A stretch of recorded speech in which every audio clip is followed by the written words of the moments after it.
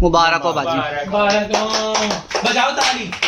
لیکن اگر ان کی تعداد کی بات کریں تو 5 سے 10 لاکھ خواجہ سرا. In Pakistan, it is taboo for an individual to reveal his or her identity as being transgender. Karachi کے اوپر تیل چھڑک کر انہیں آگ لگا دی جاتی ہے. کراچی کے علاقے سپر ہائی وے بیمن گوٹ سے جہاں پر 3 خواجہ سراؤں کو قتل کیا گیا ہے. بالکل حرام ہے، غلط راستہ ہے.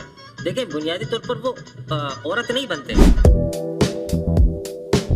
یہ کہانی کچھ ایسے لوگوں کی ہے، بلکہ لوگ نہیں بلکہ ایک گروہ. اگر ہم گروہ بھی نہ کہیں تو بلکہ یہ کہانی ایک ایسے جینڈر کی ہے جسے نہ صرف پاکستان بلکہ بر اعظم ایشیا میں انتہائی بری طرح سے دیکھا جاتا ہے. نہ صرف دیکھا جاتا ہے بلکہ ان کے ساتھ انتہائی برا رویہ اس معاشرے کی جانب سے کیا جاتا ہے. ہم کسی اور فرد یا کسی اور گروہ کے حوالے سے بات نہیں کر رہے، ہم بات کر رہے ہیں خواجہ سراؤں کے حوالے سے. ابھی حالیہ کچھ رپورٹ آئی جس میں خواتین اور خواجہ سراؤں کے جو رائٹس ہیں اس پہ پاکستان دنیا کے 148ویں نمبر پہ آیا. تو دنیا کے ٹوٹل آئی تھنک 152 ممالک ہیں، لیکن اس میں پاکستان 148ویں نمبر پہ آیا.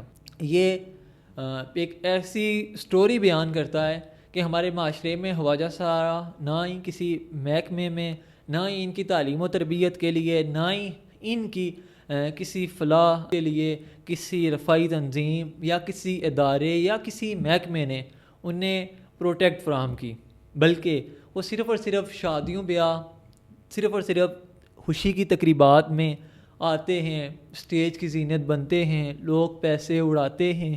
اور اکثر کہیں جہاں پہ روڈ پہ رش ہوتا ہے یا جہاں کہیں ٹریفک کے اشارے ہوتے ہیں یا رات کے ٹائم آپ اسلام آباد، راولپنڈی، لاہور، ملتان، کراچی یا دیگر ملک کے مختلف شہروں کا آپ وزٹ کریں تو آپ کو رات کے ٹائم یا رات کی تاریکی میں یہ مانگنے اور بھیک مانگتے ہوئے اور لوگ ان کا مزاح اڑاتے ہوئے ملیں گے.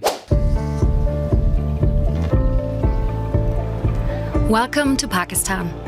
کو جیسے پاکستان میں مرد اور خواتین ایک برابر ٹریٹ کیا جاتا ہے، انہیں ایکول رائٹس موجود ہیں، اسی طرح بیرون ممالک اور دنیا کے بڑے ترقی یافتہ ممالک میں خواجہ سرا کو بھی عزت کی نگاہ سے دیکھا جاتا ہے. جس طرح مرد خواتین کے لیے نشستیں ہوتی ہیں، ان کو تعلیم و تربیت کے لیے کام کیا جاتا ہے، اسی طرح وہاں پہ کوئی جینڈر ڈسکریمنیشن یا کوئی جینڈر کی تفریق نہیں ہوتی، وہاں پہ انہیں بھی ایکول رائٹس ملتے ہیں. اگر ہم بات کریں پاکستان میں خواجہ سرا کی ایگزیکٹلی تعداد کیا ہے تو پاکستان میں اعداد و شمار کے اکارڈنگ نہ ہونے کے برابر خواجہ سرا ہیں، مطلب آبادی کا کوئی 4-5% کہہ سکتے ہیں. لیکن اگر ان کی تعداد کی بات کریں تو 5 سے 10 لاکھ خواجہ سرا پاکستان میں موجود ہیں. اور اگر ہم یہاں پاکستان میں اسٹیج ڈراموں کی بات کریں یا یہاں پہ کنٹینٹ کریٹرز کی بات کریں تو ہم نے اکثر دیکھا ہے کہ خواجہ سروں سے فحش باتیں، ورگر قسم کا کنٹینٹ اور جیسے نہیں کوئی عجیب و غریب قسم کی جگتیں ہوگی، اس طرح کی جگتیں ان کے ساتھ ماری جاتی ہیں، انہیں اس جگتوں کے ساتھ پیش کیا جاتا ہے یا انہیں ایک عجیب سا کیا جاتا ہے. اور ہم کہتے ہیں کہ شاید وہ دنیا میں آئی اسی کام کے لیے ہیں کہ لوگ ان کے ساتھ سیکشول ہراسمنٹ کریں، لوگ ان کے ساتھ شادی بیاہوں کی تقریبات میں انہیں نچائیں اور ان پہ پیسے نچھاور کریں اور لوگ ان سے اس طرح کا کام کریں. یہ بلکہ وہ اس دنیا میں اس کام کے لیے نہیں تھے آئے، بلکہ انہیں بھی مرد اور خواتین کی طرح برابر رائٹس ملنے چاہیے تھے. لیکن کیونکہ ایک یہاں پہ ایک ایسا سینیریو بھی ہے کہ ان کا ایک اپنا الگ سے سسٹم ہے خواجہ سراؤں کا. آپ نے موسٹلی دیکھا ہوگا انہوں نے فلائٹ لیے ہوتے ہیں یا کہیں ان کے روم ہوتے ہیں یا کہیں ان کے گھر ہوتے ہیں جس میں نہ صرف 2-3 بلکہ 20-25 رہتے ہیں. ان کا ایک گرو ہوتا ہے اور جب یہ ایک بچے کو یا ایک بچے کے والدین کو جب پتہ چلتا ہے کہ یہ نہ ہی میل ہے نہ ہی فیمیل ہے تو اسے گھر سے نکال دیتے ہیں. جب وہ گھر سے نکال دیتے ہیں تو اسی طرح جو اپنی اس کی ایک کمیونٹی ہے اس کمیونٹی کے پاس جاتے ہیں. وہ کمیونٹی اس کے ساتھ بہت کچھ کر دیتی ہے. بہت کچھ سے مراد ایسے ہے کہ اسے سب سے پہلے دوسروں کے ساتھ یا اس کی جو کمیونٹی کے جو دوسرے لوگ ہیں ان کے ساتھ روڈوں پہ گھمایا پھرایا جاتا ہے، انہیں بھیک مانگنا، اور پھر لوگ جب ان سے عجیب و غریب قسم کی حرکات کرتے ہیں پھر اس طرح سے کر کے تو انہیں اس سینیریو پہ چڑھایا جاتا ہے. اس میں نہ صرف قصور خواجہ سراؤں کا ہے بلکہ ہم تو مانتے ہی نہیں کہ ان کا قصور ہے.